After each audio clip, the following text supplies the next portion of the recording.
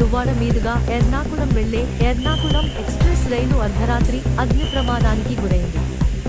Yelamanchili railway station సమీపంలో రైలు B1 AC బోగీలో అకస్మాత్తుగా మంటలు చెలరేగాయి.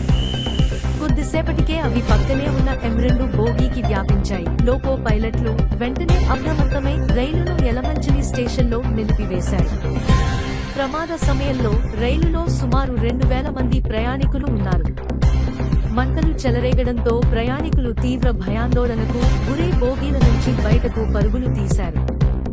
సమాచారం అందుకున్న ఫైర్ సిబ్బంది 4 ఫైరింజన్లతో సంఘటనా స్థలానికి చేరుకుని మంటలను అదుపులోకి తీసుకువచ్చారు.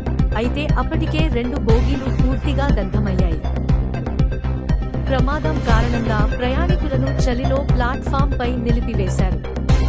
అనంతరం దెబ్బతిన్న బోగీలను తొలగించి మిగిలిన బోగీల్లో ప్రయాణికులను సర్దుబాటు చేసి రైలును గమ్యస్థానానికి పంపేందుకు రైల్వే అధికారులు చర్యలు చేపట్టారు. ఈ అగ్ని ప్రమాదం కారణంగా విశాఖ, విజయవాడ మార్గంలో రైళ్ల రాకపోకలకు అంతరాయం ఏర్పడింది. అనకాపల్లి, తుని, విశాఖపట్నం రైల్వే స్టేషన్లలో పలు రైళ్లు నిలిచిపోయాయి.